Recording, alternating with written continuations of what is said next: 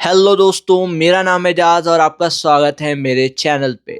आज के इस वीडियो में हम देखेंगे कि कैसे हम जीएसटी अप्लाई कर सकते हैं। पूरा प्रोसेस डिटेल में देखेंगे, एक भी पार्ट आपको स्किप नहीं करना है अगर आपको जीएसटी अप्रूवल के साथ चाहिए तो बिना किसी देरी के इस वीडियो को शुरू करते हैं। तो सबसे पहले आपको अपने फेवरेट ब्राउज़र पे आ जाना है और यहाँ पर सर्च कर लेना है जीएसटी। जीएसटी सर्च करने के बाद आपको ऑफिशियल वेबसाइट दिख जाएगी www.gst.government.in। इसको ओपन कर लेंगे। ओपन करने के बाद आपको यहाँ पर साइड में यहाँ पर दिख जाएगा रजिस्टर और लॉगिन।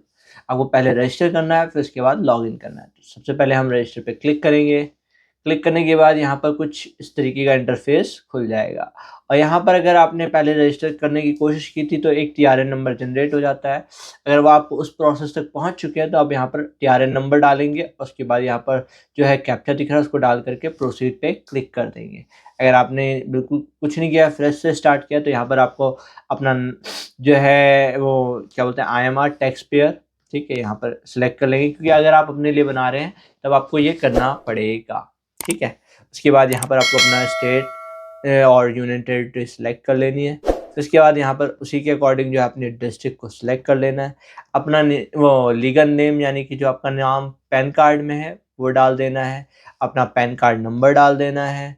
उसके बाद अपनी ईमेल आईडी डाल देनी है, जिस ईमेल आईडी से अभी तक जो है जीएसटी रजिस्टर्ड नहीं हुआ है किसी का भी।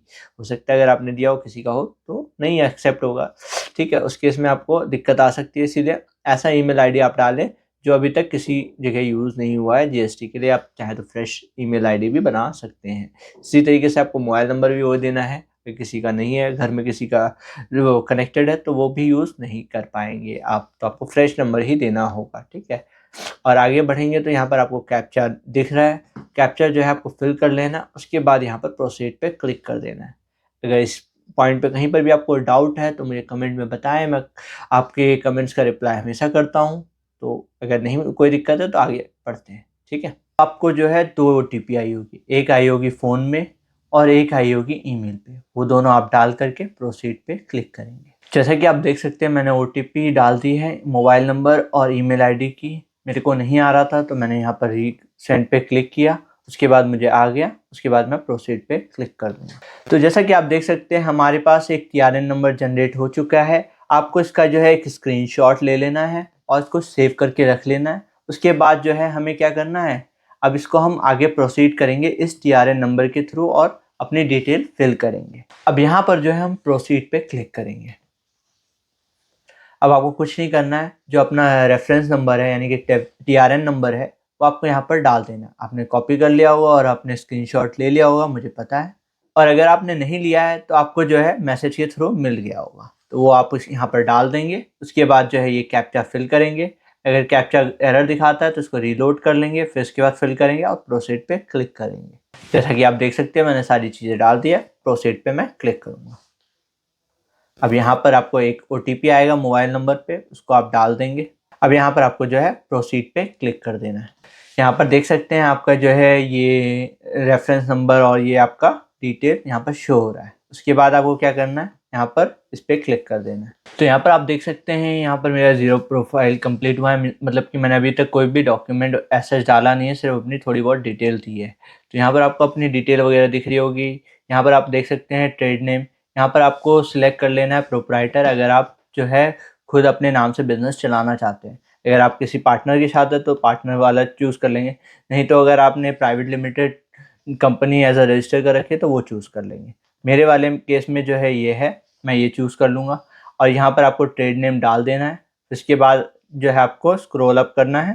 अब यहाँ पर आपको जो है ये जो आपका डिस्ट्रिक्ट वगैरह डला हुआ है उसको आपको रहने देना है एज इट इज़, और यहाँ पर आपको इसको टच करने की ज़रूरत नहीं है, इसको एज इट इज़ छोड़ सकते हैं।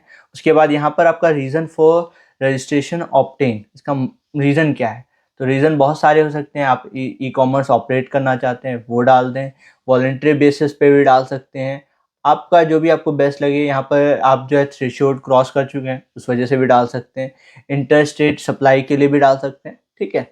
आपको जो सूट करे, ज़्यादातर केसेस में आप वॉलंटरी डाल सकते हैं, ये बेस्ट रहेगा। इसमें आपको कोई भी रीज़न डालने की ज़रूरत नहीं है। आपका बिजनेस डेट कब से स्टार्ट हुआ है, आज की डेट मैं सिलेक्ट कर ले रहा हूँ कि मैं आज ही बना रहा हूँ और आज ही मैं रजिस्टर कर रहा हूँ, ठीक है। उसके बाद आपको जो यहाँ पर, तो यहाँ पर टाइप ऑफ रजिस्ट्रेशन में आप देख सकते हैं जीएसटी नंबर, टेम्प्रेरी नंबर, और ये भी होटल, जितने भी आपके ऑप्शन है वो आप देख सकते हैं। और जो भी आप चूज़ करेंगे उसके लिए आपको यहाँ पर डॉक्यूमेंट अटैच करने होंगे। मेरे केस में यहाँ पर कुछ भी एप्लीकेबल नहीं होता है, मैं सेव एंड कंटिन्यू पे क्लिक कर दूंगा। यहाँ पर आपको अपनी डिटेल दिख जाती है, नाम आपका दिख रहा है, फर्स्ट नेम, मिडिल नेम और लास्ट नेम दिख रहा है। अब आपको यहाँ पर अपने फादर का नाम, फर्स्ट नेम, मिडिल नेम और लास्ट नेम डाल देना है। फिर इसके बाद अपनी डेट ऑफ बर्थ डाल देनी है, मोबाइल नंबर डाल देना है अपना, और इसके बाद अपना ईमेल आईडी डाल देना है। उसके बाद आपको जेंडर सेलेक्ट कर लेना है। फिर यहाँ पर आपको अपना डेजिग्नेशन प्रोप्राइटर डाल देना है। उसके बाद आपका जो है पैन नंबर आपको यहाँ पर दिख रहा है। अगर इनकेस जो फॉरेनर्स के लिए होता है उनको अपना पासवर्ड डालना पड़ता है, आपको डालने की ज़रूरत नहीं है। अब यहाँ पर आपको अपने एड्रेस की डिटेल डाल देनी है। यहाँ पर आपको कंट्री इंडिया रहेगा, पिन कोड डाल देंगे, स्टेट डाल देंगे, डिस्ट्रिक्ट वगैरह, ये आपको यहाँ पर पिन कर देना है, ठीक है। जैसे आप इसको जूम इन करते जाएंगे, उसके बाद आपको अपने एग्जैक्ट एड्रेस पे आ जाना है और उसको पिन कर देना है, ठीक है। और यहाँ पर जो है आपको अपनी डिटेल फिल कर देनी है। उसके बाद यहाँ पर सारी चीज़ें फिल करने के बाद आपको यहाँ पर डॉक्यूमेंट डाल देना है। डॉक्यूमेंट में आपको क्या डालना है, upload photograph of person whose information has been given, यानी कि उसकी फ़ोटो डालनी है जिसकी इन्फॉर्मेशन यहाँ पर दी जा रही है, ठीक है। जैसा कि आप देख सकते हैं मैंने जो है फ़ोटो वगैरह सब अपलोड कर दी है। उसके बाद जो है ना, जो पर्सन है वो ऑथराइज सिग्नेटरी है, तो यस पे क्लिक कर देंगे। उसके बाद सेव एंड कंटिन्यू पे क्लिक कर देंगे। उसके बाद यहाँ पर जो आपको इस चेक बॉक्स पे टिक कर देना है और सेव एंड कंटिन्यू पे क्लिक कर देना है।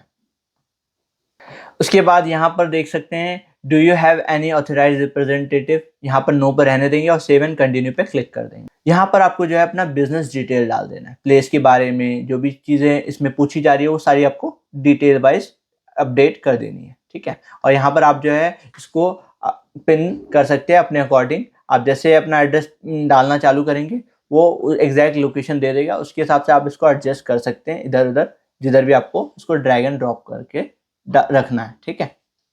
उसके बाद यहाँ पर आ जाते हैं। उसके बाद स्टेट जुडिशरी, यहाँ पर आपको एड्रेस डालने के बाद ही आएगा, ठीक है।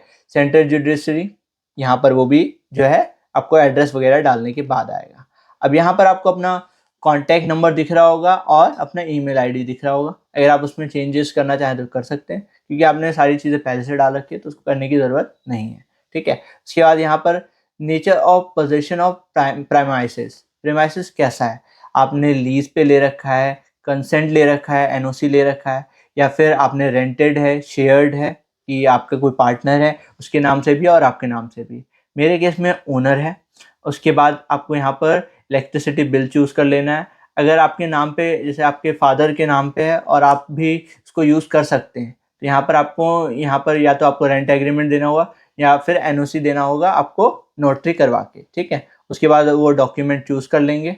उसके बाद यहाँ पर आ जाएंगे nature of business activity being carried out at above mention. अब इसको आप कैसे यूज़ करेंगे, bonded warehouse, factory, leasing business, retail business, work, import, office, sales, warehouse, order, export, supply, wholesale business, जिस भी पर्पस के लिए आप इसको यूज़ करना चाहें। अगर आप इसको वेयर हाउस बनाना चाहें तो वेयर हाउस बना लें, अगर आप इसको एज अ वर्क प्लेस बनाना चाहें वो भी बना सकते हैं।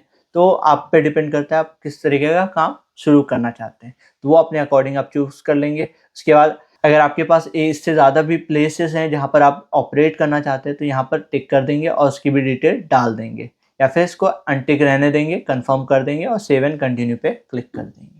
अगर आपको एक से ज़्यादा आपने डाला होगा, यानी कि यस पे प्रीवियसली क्लिक किया होगा, तो यहाँ पर आपको डिटेल डालने का ऑप्शन आ जाएगा। मैंने नहीं डाला है तो मेरे को नहीं आ रहा, मैं यहाँ पर कंटिन्यू पे क्लिक करूँगा, ठीक है।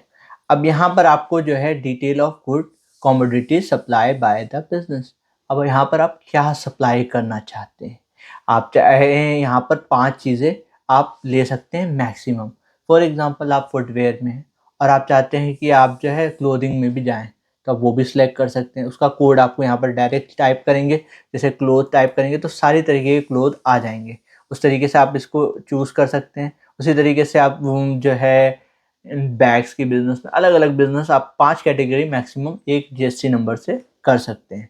अगर आपको सिर्फ एक कैटेगरी में जाना है तो वो चूज़ कर लें, और उसका कोड अगर आपको नहीं समझ में आ रहा है तो यहाँ पर आप गूगल पे जाके उस पर्टिकुलर का नाम सर्च करके उसके जीएसटी कोड नंबर सर्च करेंगे, वो आपको मिल जाएगा। ठीक है, HSN नंबर डालना है। अपने भी कोई भी प्रोडक्ट जो आप बेचना चाह रहे हैं या फिर आपके बिजनेस उससे रिलेटेड है, पहले तो सर्विस टाइप है तो आपको सर्विस में डालना है और यहाँ पर सर्विस का कोड डाल देना है। अगर आप गुड्स को सेल आउट करना चाहते हैं तो उसके लिए आपको HSN नंबर डालना होगा। अब आपको ये नहीं पता आपके लिए कौन सा HSN नंबर है, तो ये आपको वेबसाइट की लिंक मैं आपको डिस्क्रिप्शन में दे दूंगा, या आप सिंपली टाइप कर देंगे CBIC GST रेट, तो आपको ये वेबसाइट मिल जाएगी। इस वेबसाइट को ओपन करने के बाद आप अपने अकॉर्डिंग जो भी प्रोडक्ट आप सेल करना चाहते हैं वो कोड आप यूज़ कर लेंगे, यहाँ पर डाल देंगे और यहाँ पर सेव एंड कंटिन्यू पे क्लिक कर देंगे। जैसा कि आप देख सकते हैं मैंने सिलेक्ट कर लिया अपने अकॉर्डिंग और मैं सेव एंड कंटिन्यू पे क्लिक कर दूंगा। इस सेक्शन में आपको ना कुछ स्टेट के लिए ये एप्लीकेबल है, कुछ के लिए नहीं है। जहाँ पर क्या होता है आपको टैक्स प्रोफेशन टैक्स का जो है कोड उसके लिए अप्लाई करना पड़ता है, तो उसके लिए आपको पहले उधर अप्लाई करना होगा। वो कोड आपको जब मिल जाएगा तब आप यहाँ पर उसकी डिटेल भर देंगे और सेव एंड कंटिन्यू पे करेंगे। दिल्ली के लिए ये ज़रूरत नहीं है इसके लिए, तो मैं डायरेक्टली सेव एंड कंटिन्यू पे क्लिक कर सकता हूँ। यहाँ पर लिखा हुआ है do you want to opt for Aadhaar authentication of detail of promoter partner primary, तो यानी कि बेसिकली अगर आपको जो है आधार कार्ड से ऑथेंटिकेट करना है तो उसके लिए आपको बाय डिफ़ॉल्ट यस पे क्लिक किया हुआ है, तो इसको रहने देंगे। यहाँ पर सेव एंड कंटिन्यू पे क्लिक करेंगे। यहाँ पर यू हैव ऑप्टेड यस, तो क्लिक ऑन ओके करेंगे। अब यहाँ पर जो है हम लास्ट स्टेप में पहुँच चुके हैं। यहाँ पर कुछ नहीं, आपको यहाँ पर हेयर बाय इस पर क्लिक कर देना है, उसके बाद यहाँ प्लेस को डाल देना है। अब यहाँ पर आपको सबमिट विथ EVC पे कर देना है क्लिक, और उसके बाद एक OTP आपको आएगा, वो OTP आपको एंटर करके वैलिडेट OTP पे क्लिक कर देना है। जैसा कि आप देख सकते हैं मैंने डाल दिया, वैलिडेट पे क्लिक कर दिया है। यहाँ पर जो है सक्सेसफुल लिखा आ चुका है, यानी कि मेरा जो है सबमिट हो चुका है सक्सेसफुली रजिस्ट्रेशन। तो जैसा कि आप देख सकते हैं यहाँ पर मुझे मेल आया है आधार वेरिफिकेशन के लिए। मैं क्लिक करूँगा यहाँ पर सिंपली, और यहाँ पर मुझे दोनों पे टिक कर देना है कंसेंट पे। ये हिंदी वाला ऑप्शन दिखा नहीं रहा है। अब यहाँ पर मैं आधार नंबर से जो है वेरीफाई कर दूंगा। आप चाहें तो वर्चुअल आईडी से भी कर सकते हैं, आधार कार्ड में एक वर्चुअल आईडी भी होती है। अब यहाँ पर आपको अपना आधार नंबर डाल करके आधार नंबर वैलिडेट पे क्लिक कर देना है। जैसा कि आप देख सकते हैं मैंने वैलिडेट कर दिया है, यहाँ पर सब कुछ ओके है। अब जो है एक ईमेल आया होगा जो मेरे मोबाइल नंबर से रजिस्टर्ड है उसमें, ठीक है, वो मैं OTP डाल करके इसको वैलिडेट OTP पे क्लिक कर दूंगा। अब यहाँ पर वैलिडेट OTP पे मैं क्लिक कर दूंगा, तो देख सकते हैं KYC मेरी कंप्लीट हो चुकी है। आप भी इस तरीके से कर लें। उम्मीद है कि आपको किसी भी स्टेप में कोई डाउट और कोई दिक्कत नहीं आई होगी। अगर आई है तो मुझे कमेंट करके बताएं, और अगर वीडियो पसंद आया है या फिर आपको जो है सक्सेसफुली सबमिट हो गया है फॉर्म, तो इस वीडियो को लाइक करें, मेरे चैनल को सब्सक्राइब करें और अपने फ्रेंड जिनको इसकी ज़रूरत है उनके साथ शेयर करें। मैं मिलूँगा आपको अगले वीडियो में, तब तक के लिए बाय बाय।